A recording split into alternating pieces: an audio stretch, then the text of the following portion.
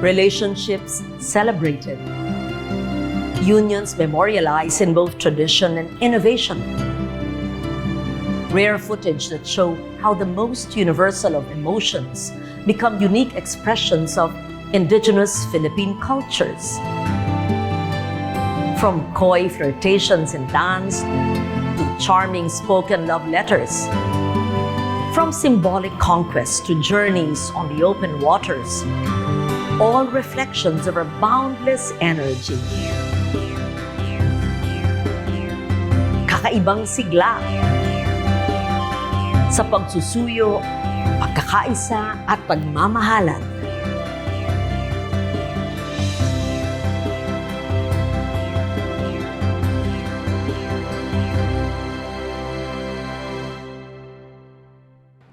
In the previous episode of Dayaw, we saw the elements of tangible and intangible culture that the Gadang elders of Paracelis Mountain Province had preserved.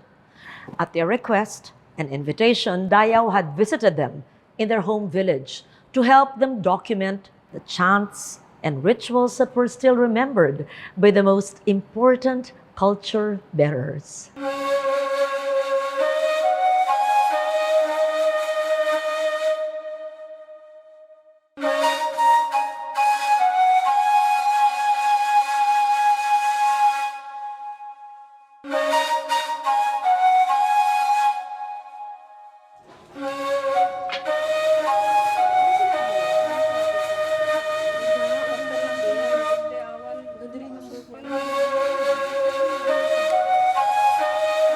While the meticulously beaded textiles that they had become famous for are now being produced by a younger generation of weavers,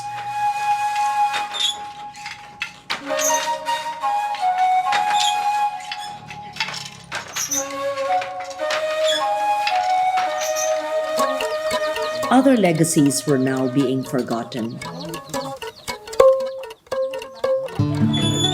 Many young Gadang have chosen to migrate to the city or even abroad in search of livelihoods. So the rituals we recorded, those staged for our cameras, were closely supervised by the Paracelis elders in the hope that they would not pass into oblivion. It seems a telling footnote that the elders had become very aware of the power of technology to preserve that which they once thought would vanish when they themselves passed on.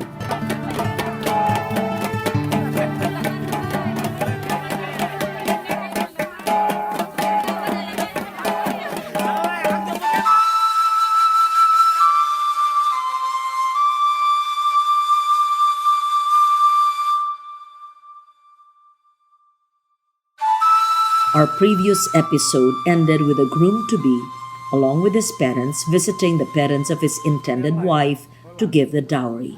The parents would now agree to go to the parents of the girl and to offer a dowry in the form of a special, a precious bead called keyring.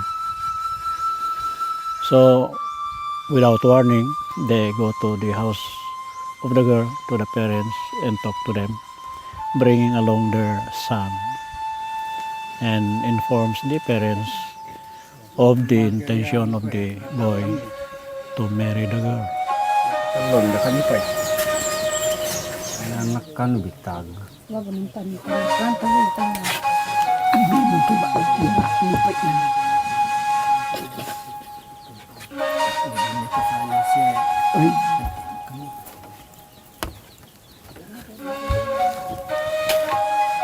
But since the parents are not yet sure if their daughter feels the same, they would bargain that the walang could be left there, but it does not mean to say that the offer is already accepted. Bakit alawan yo ne rumba do pa yo de ne tangke awatan niya de ne tangke tiin na naman yo The parents of the girl would advise the parents of the boy to come back anytime sooner or later when they will find out that their daughter is also in love with a boy. And spokespersons, usually the elders are brought along with them. Not so many, but perhaps one or two of his brothers and sisters would come along. The stage here is now called Pakbal. And during the conversation, of course, they will be received by the host parents. After sipping some wine, they start talking. Of course, remembering that there was already dowry left earlier, this will be asked to be brought out for examination if it is a good one or not. Good in the sense that baka may defect or it is too small, because they can determine whether the bead is something like alive or dead. If something is wrong, they might ask for a replacement. Another is additional. And then also they would ask for another kind of bead, but not more than 3. When all is examined and everything is valued as okay, the spokesperson would ask for the conduct of the formal ritual for marriage, which we call dina. Mapari, may kamuman to sa nabaling ka pelang na kami. Agdataron kami pelang nyaw. Situn daw sa kami. Ano kumanin nyaw ka. Wala. Malasya. Pagbukon nito di mo na. Amen pa ya, tus-tusan si mataka to, fuabo. Mare no, natatarabang kami may nanabda na. Sutum po, kolat. Kolat, man maraari sinakang ko yan.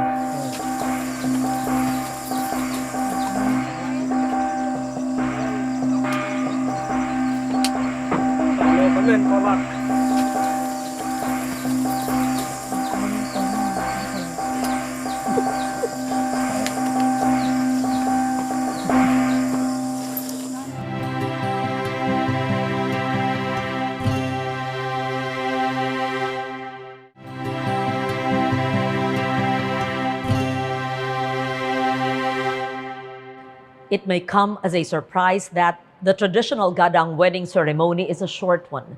It is a rituals that come after the wedding proper that last for days.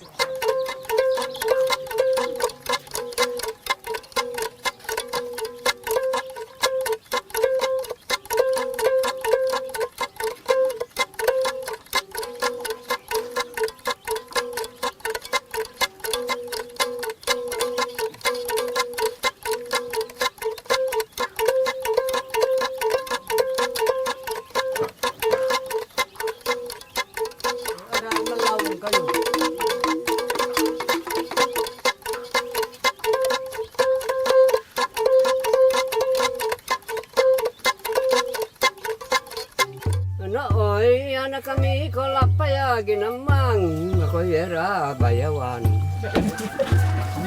Adeng. Adeng sila kiring. Nalawad ginamang kayo matatarabetan si nalawad bulang kayo buta. Ara ang kwan lawing kepa. Lima ninyo. Anak kami lagi lemang waran no pakibebok kasi kami tawane kwando sosorikit. Anong papatayan na ko yun? Lawad. Lawad. Do aldet cha kadana na alday yaw gagana ya alday. May malutan. Ini alday ini kadaananya na alday. Kakapalay rapat di nam tamon takarin na si kabalinan na. Matutugastan niya. Sana naman din. Hindi na kayo lukbay, tama maari kang malam. Sana. one of the spokesperson would request the bride and the group to come seated close together in the middle, in their midst, and they would be asked to lie down, get up 3 times quickly.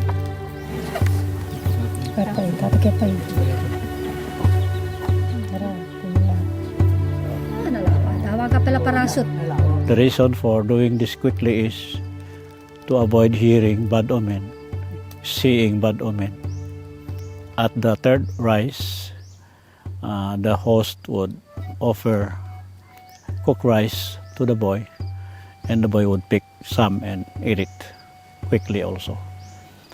After that, the spokesperson or the solemnizers this time would pronounce that marriage is done. Iyo ya, nabali nino pa din awan yung pa panapanato wala ka na, kaya magiging kakakamana Kung namin pa, papisilan nyo ang pinye. Nabali din, atabera. Then announce the conduct of a celebration. That's how simple courtship and marriage to the Gadang is.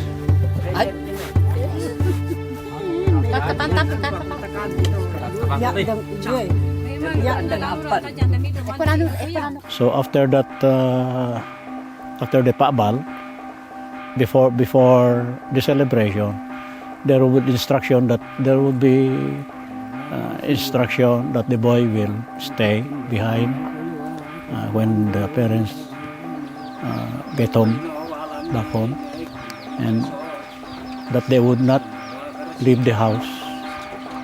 They will stay inside the house for 3 days. One day, after the third day, the groom to go ahead to the house of his parents, because they would be following the next day. For the marriage closure, we call pisil.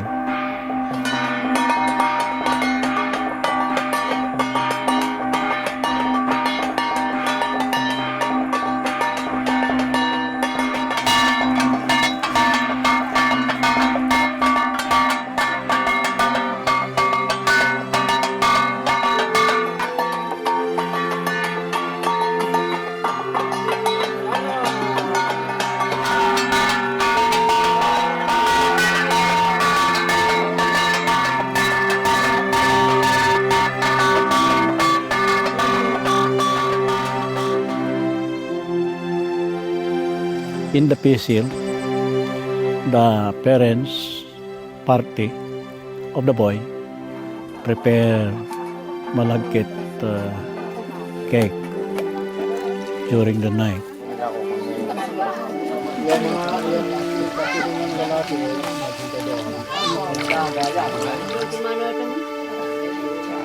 Para mabilis.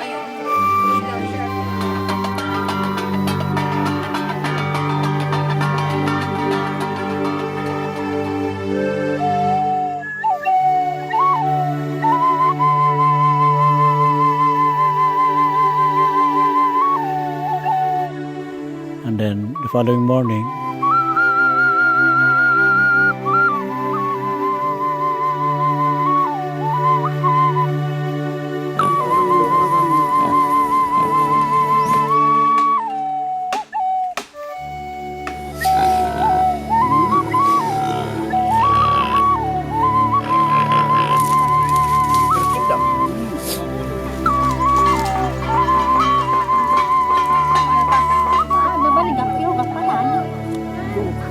they put some of this in baskets, then bring the same to the house of the boy.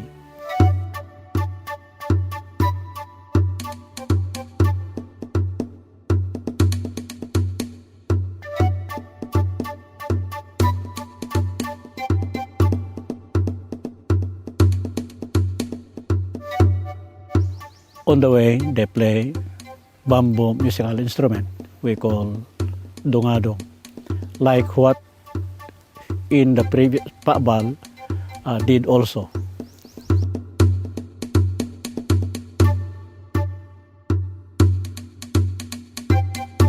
Ano kayo kapalang, kakapalay. Ara, mga mapasyalan. Wala, mapasyan. Dalam niya.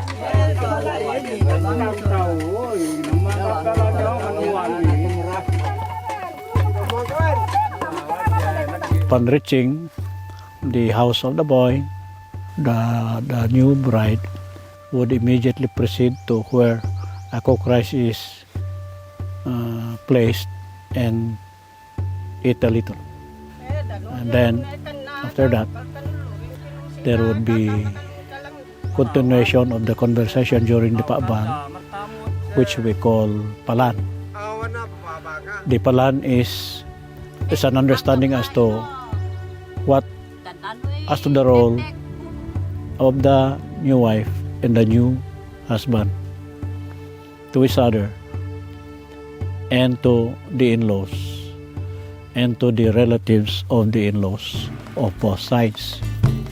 Wareo, ginabang kami kakakapalaya. Ginabang kami bayawan na, pasiyasa di kami. Antua, kami ginabang Buat kami yung palan, minue, minamang kinalawan. Inukat, walang ganino awan, kakapaleno, ninin kapit, yung anak damiran. Anak para tawa, Para ano, kakama, ng na diba, netabala ka ng tafo na ba, meron si bunga na, paksik na kaya naluway o bunga na. Mga nabagkatanin. Mga neta mong manto si Dekat na nanumapan na. Nang no, mas silabo yun akang po. Amang ito tan manuwam ni siya nalawad. Dalay gamo de. Mukha, madadarupon na. Tamang na makakapalaya. Malusap ka Dekat. Tamang nga neta mong si Dekat eh. Nakiapa yun no. After that will be the merrymaking. Nalawad, dalay. Awan na, parason. Kaya napuro kinaya, pinda.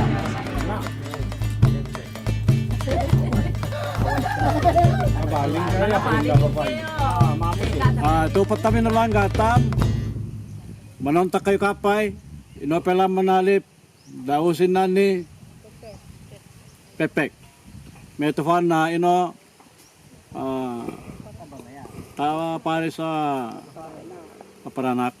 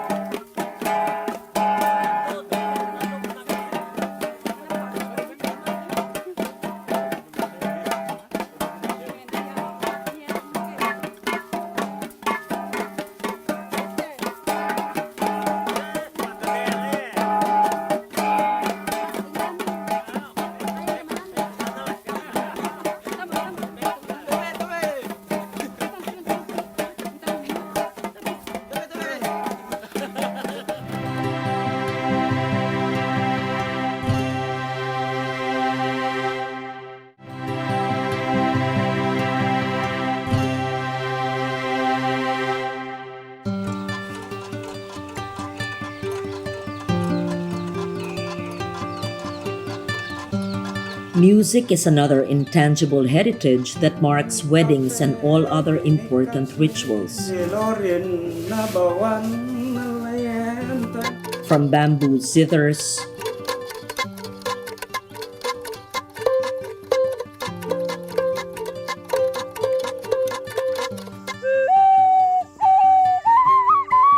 to bamboo flutes,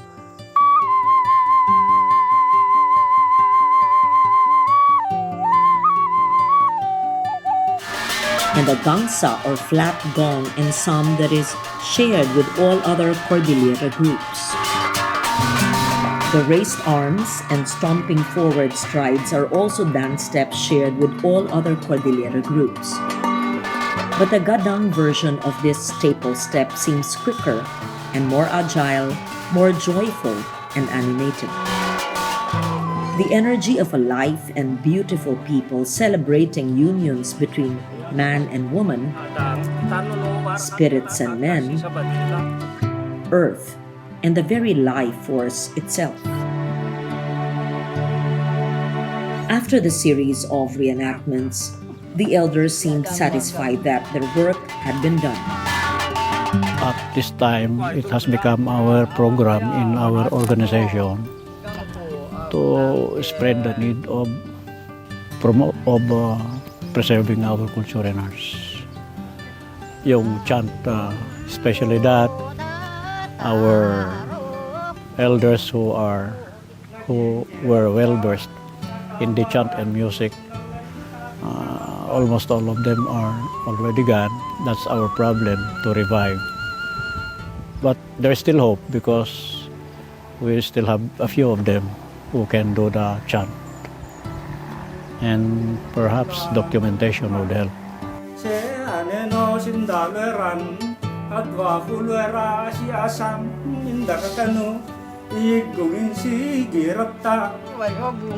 For the moment, the culture bearers had committed to technology what they knew. But our documentation is, and never should be, the end goal for any community.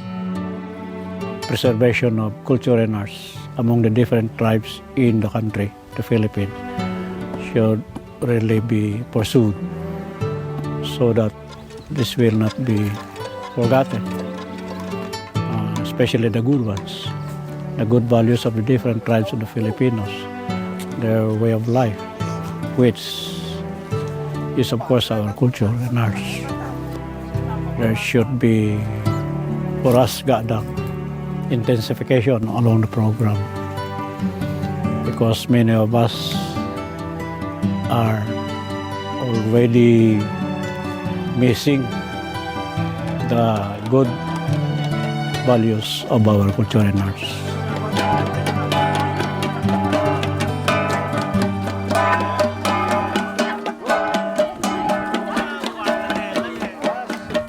From the mountains of Paracelis, Dayaw takes you to Lake Cebu, to the Tiboli who invited us to document an actual wedding, where heirloom tinalak cloth serves as both dowry and protective screen, symbolic of a bride's sanctity, where dance, music, and chant come together, and the energy of both old and new meld to create living examples of Dayaw, our knowledge, our pride.